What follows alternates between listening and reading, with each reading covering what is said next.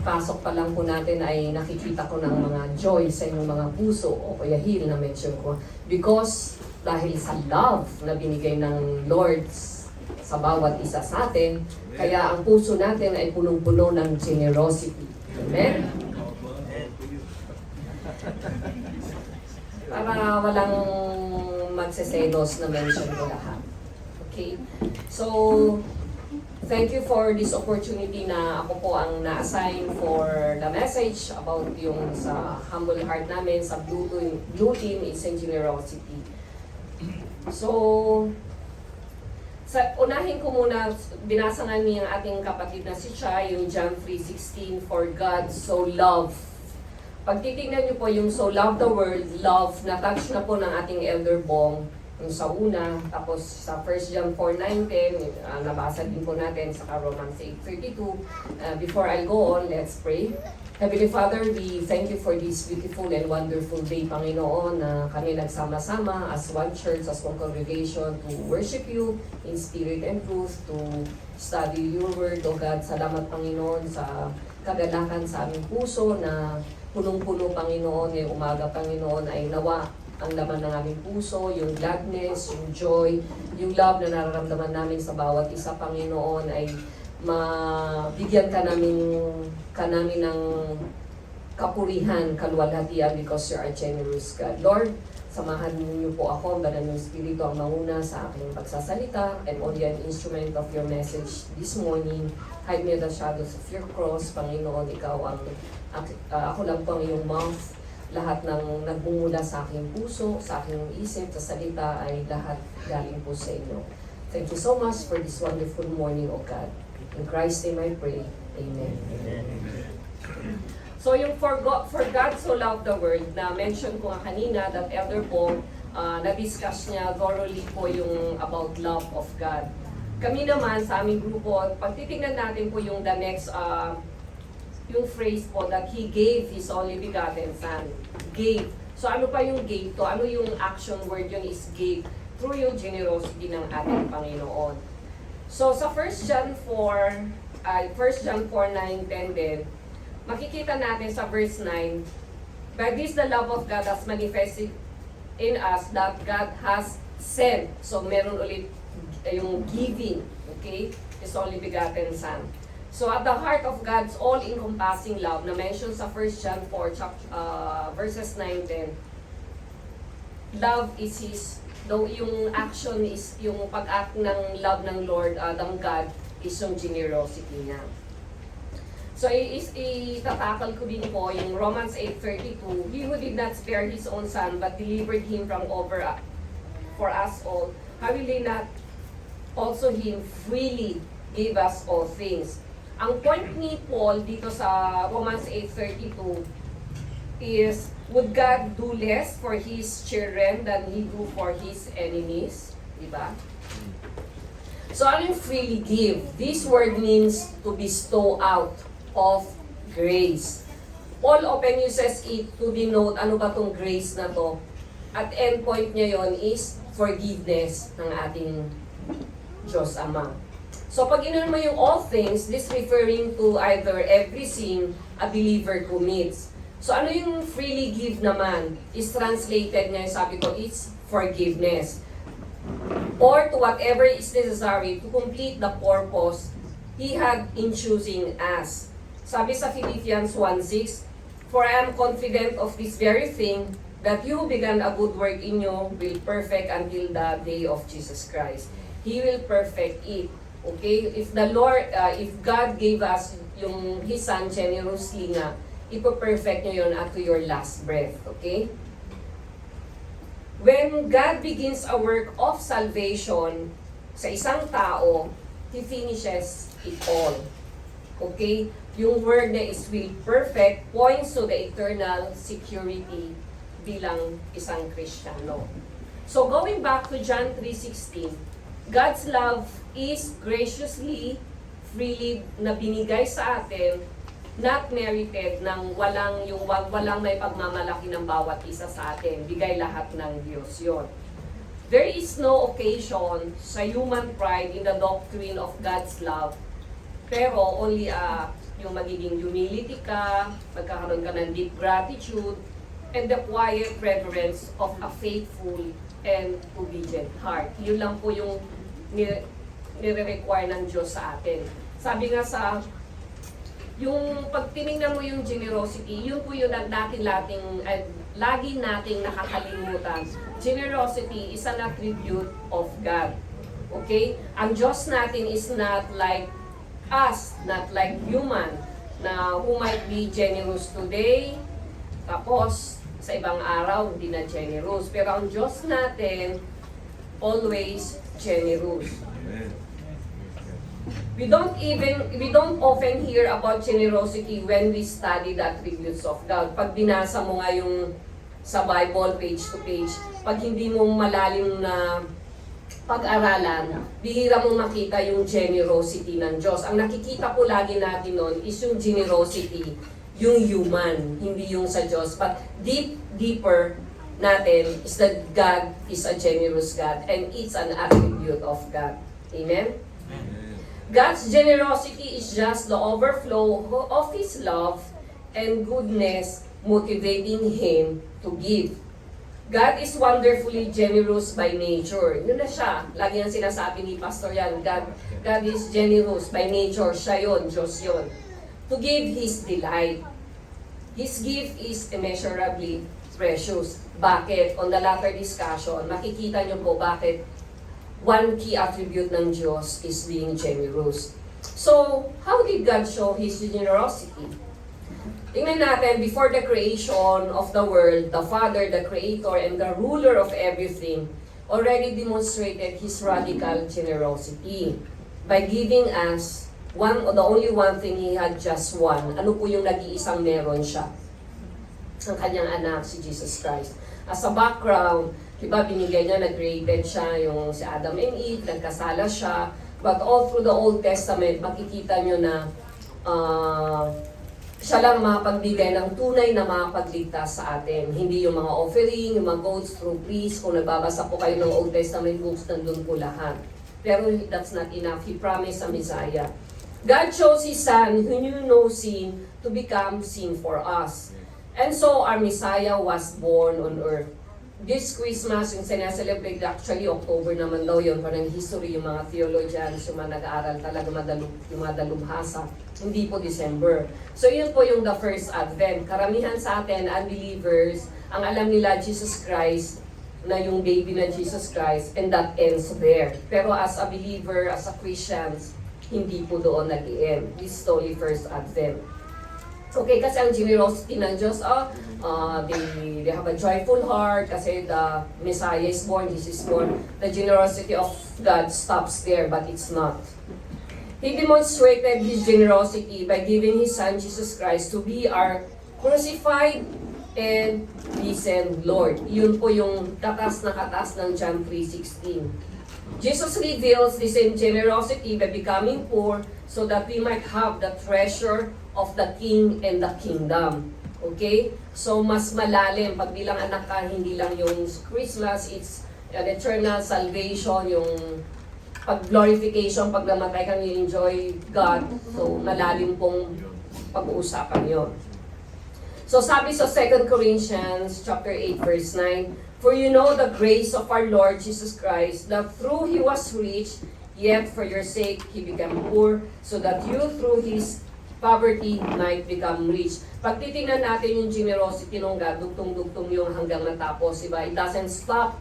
Yung, sabi ko nga, yung birth, yung sa yung pagkamatay niya sa cross, so marami pa hanggang glorification. Okay? So, yung generosity ng Diyos natin, ano ba yung talagang because God gives grace. Okay? So, what is God's grace in sending His Son? From the first chapters of Genesis, when God creates the world for humanity, twisty-wire to the last chapters of Revelation, chapter 22, where God recreates the world for humanity, Genesis, hanggang sa Revelation at the end, still, ang ating Diyos, God gives. That's how generous our God is. He gives grace. He gives companionship. Pag titingnan nyo yung palang dun sa Genesis. Ultimately, God gave His Son to redeem creation from the prison of sin. Kasi di ba yung background sa Genesis, nagkaroon siya ng companion kay Adam and Eve, nagkasala. So yun, they need a Savior. Kaya nga grace, grace, grace. Okay? Ephesians 2:8-9. Very, very familiar verses to sa atin. For by grace you have been saved through faith, and that not of yourselves, it is the gift of God. Not as a result of works, so that no one may boast. Okay? So, but God has demonstrated His grace to us in an even greater way. Ano to? Ulitin-ulit natin by sending His Son into the world to take away my sin, your sins, and to change our lives. Kung on the application on that, if you surrender everything to Christ, niligtas ka niya. But if, siyempre, Holy Spirit, magkakasama lagi yon. Alam naman natin yun, if you know your theology, Trinitarian tayo. So pag hindi nakikita sa buhay mo, that means wala pa yung salvation, kaligtasan sa iyong buhay. Because automatic, it will change. Or hindi pala automatic, it's by the grace of God, the Holy Spirit will works in you, nakikita sa buhay mo. The old has come, the new has come. So we have sinned against God and we serve only His. Dapat yung wala pa si Jesus Christ sa ating buhay. What we deserve? Judgment. Ano pa? Condemnation. That is, on the future, eternal death in hell. But because He loves us, na-mention lahat ni Elder Bong yun, thoroughly, the way for us to be saved, and the way is Jesus Christ. Because of God's love, God's generosity, He gave His only begotten Son. Nag-iisa, yun ang pinaka-precious sa Kanya, pero because of His love, generosity, yun ang binigay niya sa atin. So yung Jesus' ultimate sacrifice, lagi nating naririnig yan, nakikita. Sana naway makita sa ating buhay, because that example and God's generosity. His Jesus' life for our redemption. Redeemer, redemption, yun. Yun ang nating papasalamat sa cross na napako ang ating Diyos because of what He did, yung redemption. Is the very perfect example of generosity of God, and that's written in the Bible. Jesus demonstrated selfless, sacrificial love by dying on the cross. Sabi, I mentioned again sa 2 Corinthians 5:21, He who knew no sin for us so that we could have eternal life and that we have a personal relationship to God. Grace, grace, grace. God gives grace. God gives grace to His own because He wills it. To the redeemed because of His covenant from the start. To be called because of His promise. To believers because they seek it, they seek the Lord. To sinners because we need Christ. He gives grace abundantly, any seasons of our lives. Constantly, hindi siya nagbabago. Readily available ang grace, ang salvation, whoever believes in Him and repent. Sovereignly, the value of the blessings is doubled by the manner in which it is given. Amen? We don't deserve it. It's only by God's grace. God is very generous. Okay? Grace in all its forms, He freely supplies to His people. Ano ba yon? May mga bonuses pa, di ba? When we have Jesus Christ, eternal life, that's the ultimate action of the generosity of God. Aside that, because of the Holy Spirit, iniwan niya sa atin, magkakadugtong yon. Kids, you listen. Comforting. He comforts us through the Holy Spirit. He preserves His children, sanctifying us. Now, we are in the sanctification stage. Pag dedok na tayo, glorification, we are enjoying the glory with God. Directing us, instructing us through the Holy Spirit. Tayo nagpapasako. Assisting grace, He generously and constantly pours into our souls. And He will always do so whatever is yung nangyayari sa ating buhay dito sa fallen and broken world. Tayo nagkakasakit, sickness may come, but the Lord will always give grace. His sustaining grace.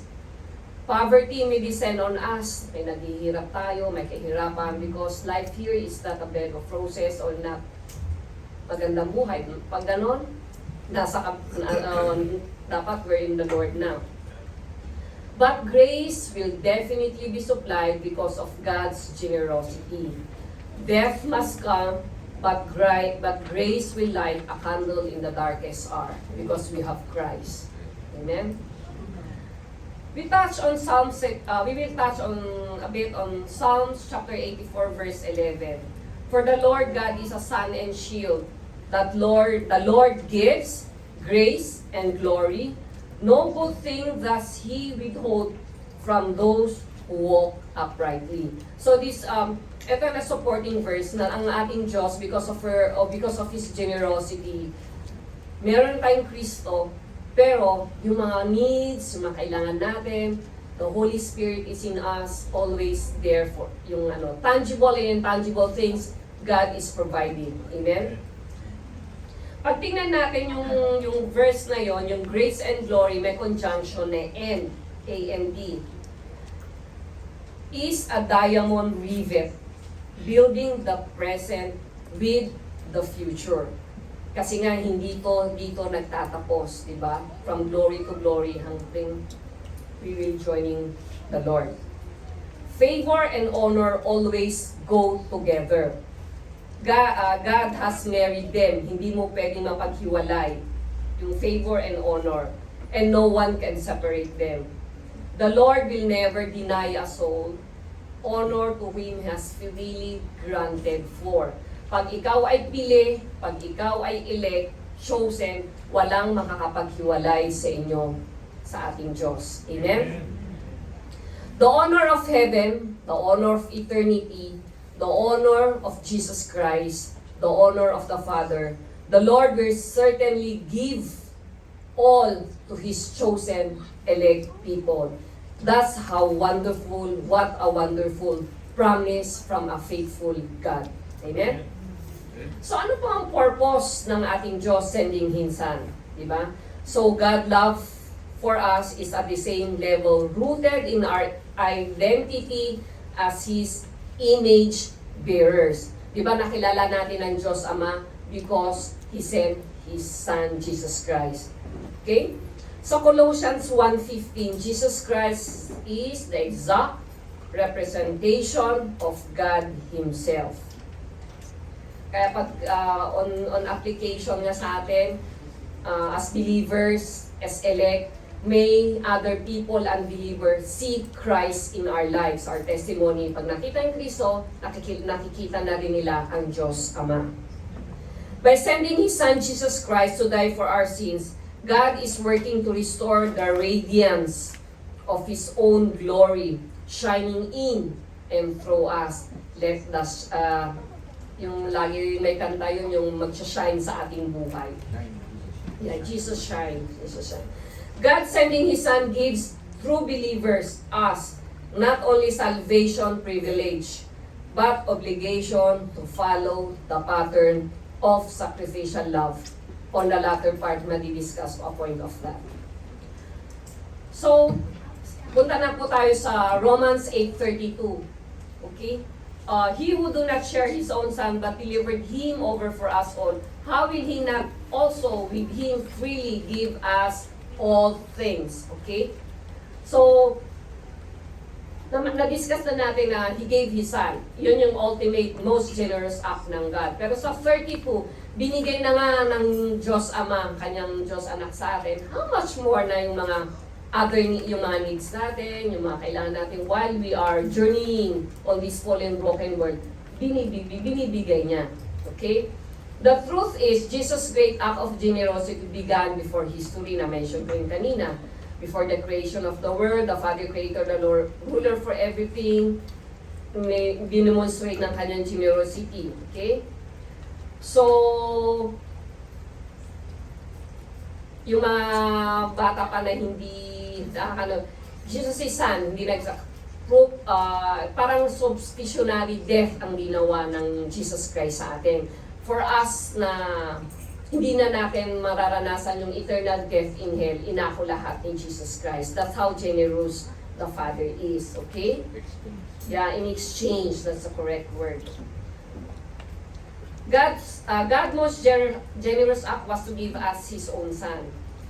Jesus came down from His glorious heavenly existence to become a human being, to live in a, yung nabasa ko, squalid, ang pinilang ko squalid is a very dirty world, unpleasant, sinful, broken world, evil world, na tinitirhan natin. On the verse 32, di-discuss ko yung, what is freely give us all things? God is extremely generous with His resources. Pag binasa nyo po yung sa Psalms 104, 10 to 18, makikita mo, binigay lahat ng Diyos, He controlled everything, the earth, yung gravity, yung kinakain natin, He feeds the mga animals, yung mga halaman, para makainin yung animals. So it's a procreation ba? Okay, basahin nyo yun. Makikita po natin doon. So, on this Psalms 104 verses 10 to 18 describes God's abundant provision for His creation as including humanity. Okay, provide niya ano kakainin ng animals, paano bubuhay yung plants para makain ng kanyang as humans. He waters the earth and gives food to the animals and blesses men and women as well. That's how generous my God, your God is. Okay? So, as we've been discussing about generosity sa topic natin na assign sa amin, our generosity needs to be built upon the great truth of God's generosity to us. Okay? Malalim po yung word na generous. To further solidify the foundation, here are examples of God's amazing generosity displayed in each book of the Bible. Sabi nga na-mention ni Pastor, you read, sabi rin ni Elder Amado, you read the Word of God. It's very complete from Genesis to Revelation. You can see yung God's promises, God's love, how the Lord being generous and faithful and good to His children. Sabi sa Genesis 1:30, from let there be light, hanggang sa Revelation chapter 22, last verse 20, surely I am coming soon. Okay?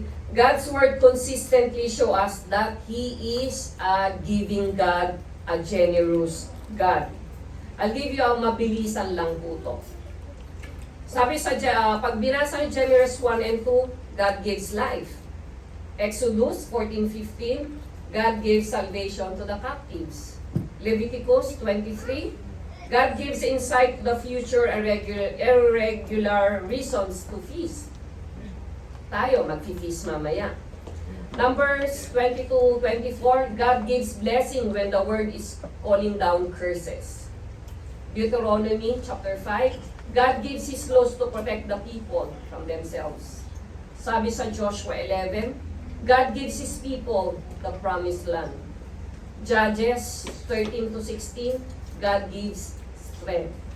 Sabi din sa Ruth, God generously provides protection to the foreigner and the widow. Sabi sa 1 Samuel 17, God gives victory over fear. 2 Samuel 9, God gives honor to the broken. 1 Kings 18, still God gives proof of His presence. 2 Kings, God gives vision to the spiritually blind. 1 Chronicles, God gives provisions for His work. 2 Chronicles, God gives wisdom, knowledge, riches, possessions, and honor. Sabi din sa Ezra, God gives honor with influential people. Nehemiah 4, God appoints people to stand in the gap. Esther, God gives influence to the powerless. Job 42, God gives restoration to devastated people. Psalms 130, God gives redemption to those enslaved to sin. Sabi sa Proverbs 3, God gives favor to the humble. Ecclesiastes 3, God puts eternity in our hearts. Isaiah 40, God gives power to the faint. Jeremiah 11, God gives warning after warning after warning. Lamentations 3, God gives companionship during suffering. Always God gives. Ezekiel 37, God gives life to dead bones. Daniel 6, God rescues the perishing and brings them into a kingdom that never fails. Excuse me. Hosea chapter 1 up to chapter 3, God redeems His lovers who have prostituted themselves with other gods. Joel 2, God gives us back the years that were stolen by catastrophes. Sabi naman sa Amos chapter 5, God gives justice. Sabi sa Obadiah, God gives judgment to that are fair. Sabi sa Jonah chapter 3, God gives opportunities to repent. Micah 7, God gives pardon for iniquities. Sabi sa Nahum chapter 1, God gives a hiding place in tough times. Habakkuk chapter 3, God gives joy and peace beyond our understanding. Zephaniah chapter 3, God gives His presence and sings songs over His people. Sabi sa Haggai chapter 1, God steers people to accomplish God's purposes. Zechariah 2, God gives protection. Malachi 3, God gives us stability by never changing. Sa Matthew 8 na mention, God gives Jesus. Sa Mark, God gives food to the hungry, He feeds people. Sa Luke 5, God gives His touch to the untouchables. Sabi sa John 14, God doesn't leave us as orphans, but gives us what? His Holy Spirit. Acts chapter 4, God gives us community for encouragement and strength. Still, God gives, God gives. Romans 5, God gives grace when we deserve and esteemed to death. 1 Corinthians 12, God gives us spiritual gifts. 2 Corinthians chapter 5, God gives us a new life and new identity in Christ. The old has gone, the new has come. Galatians 5, God gives freedom. Ephesians 2, God gives us unity through the cross. Philippians 4, God gives us peace that goes beyond what we understand. Sabi sa Colossians 1, God gives us the power to live for Christ, for Him. 1 Thessalonians 2, God gives us His word, which works in us. Sabi sa 2 Thessalonians 2, God gives us eternal encouragement and good hope. 1 Timothy 6, God gives us everything to enjoy. 2 Timothy 4, God gives nearness during trials. We can draw near to God. Titus 3, God gives His Spirit to regenerate and renew us. Philemon, God provides us what the church to refresh our hearts. Sabi sa Hebrews 4, God gives us access to His throne of grace through our Lord Jesus Christ. James 1, God gives every good and a perfect gift. 1 Peter 1, God gives us inheritance that is imperishable, undefiled, and unfading. 2 Peter 1, God has given us everything we need to live a godly life. Sabi sa 1 John 3, God gives us His love. 2 John, God gives rewards for following and obeying Him. 3 John, God gives us the joy of seeing faith growing in other people. Sa Jude, God gives His people a spotless record. And lastly, sabi sa Revelation 21, God gives a new heaven and a new earth where there is no more suffering. From Genesis to Revelation, sa 66 books, makikita pa rin natin how generous our God is. God gives, God gives, God gives. Amen?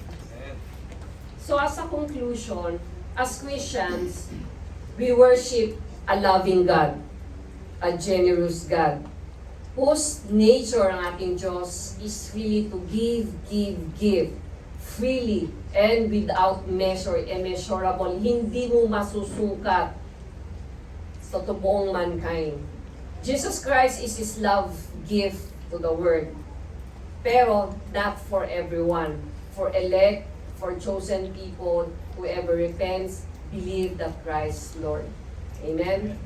But what we do, mamaya pa pala yun ang conclusion. If you measure the value of God's love by the value of the gift, that then it could not be greater. Wala nang hihigit pa.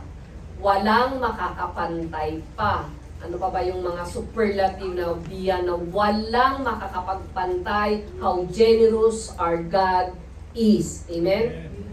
God provided us salvation, eternal life. Christ's salvation provision is the perfect, and He calls only what sa kanyang pili for obedience and trust in what has already been given. Tama? Obedience, trust, kasi meron ka na, binigyan ka na ng salvation. Okay? So ano pang hinihintay natin? Obey, obey, obey the Lord. Amen? Amen.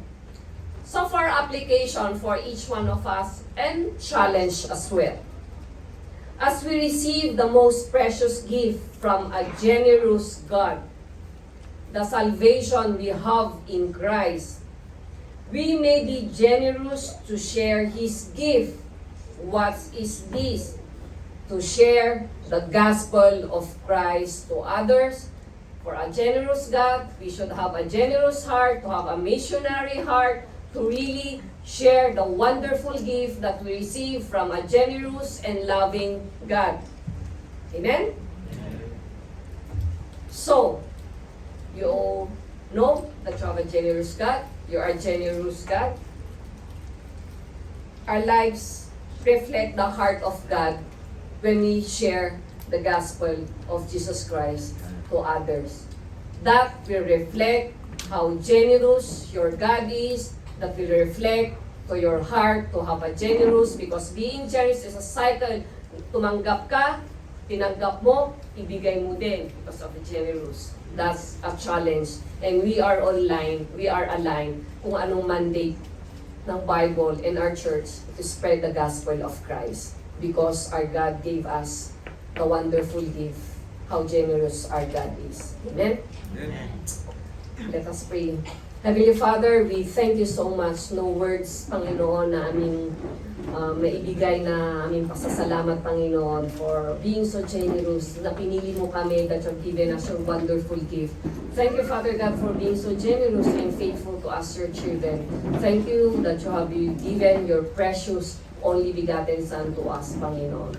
Nawang banal mong Espiritu, mangusap ng bawat isa sa amin, to really give us a generous heart, not only yung material things that we're receiving, that a wonderful gift, the gospel of Christ that we may share to other people, the people we interact, to our loved ones and family. Nawa, Lord, lahat ng aming gagawin ito is all for your glory. You are all in all, Panginoon ko Diyos. Salamat, salamat, salamat. In Christ's name we pray. Amen. Amen and amen. Yes, Lord.